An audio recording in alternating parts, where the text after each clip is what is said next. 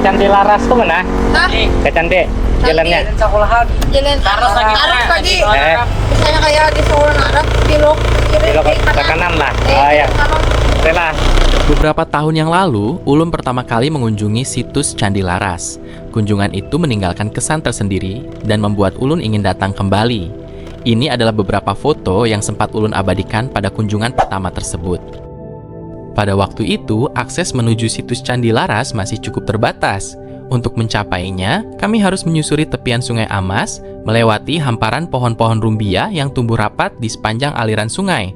Jika menggunakan perahu, perjalanan dapat dilakukan langsung melalui aliran Sungai Amas hingga mendekati kawasan situs. Hari ini, untuk kedua kalinya, Ulun kembali ke Candi Laras. Ulun ingin melihat bagaimana kondisinya sekarang dan apa saja yang berubah sejak kunjungan terakhir. Tapi bukan itu saja, Ulun juga ingin mencari jawaban atas berbagai pertanyaan yang selama ini membuat Ulun penasaran. Mengapa sebuah candi dibangun di tengah kawasan rawa?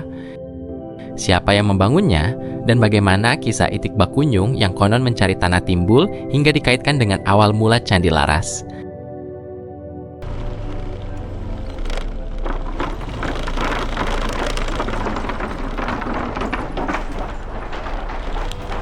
Setelah sampai di jembatan Sungai Amas, berarti perjalanan kita sudah hampir tiba di tujuan. Tidak jauh dari sana, di sisi kanan jalan, kita akan menemukan sebuah sekolah Arab, tempat anak-anak belajar mengaji pada sore hari.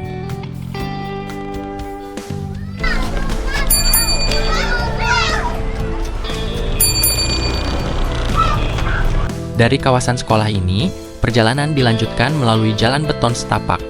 Jalan tersebut merupakan jalan usaha tani yang setiap hari digunakan masyarakat untuk menuju sawah dan kebun mereka. Jalan yang sama pula akan mengantarkan kita menuju situs Candi Laras. Kalau dulu Ulun harus berjalan menyusuri tepian Sungai Amas, sekarang akses menuju situs Candi Laras sudah jauh lebih mudah.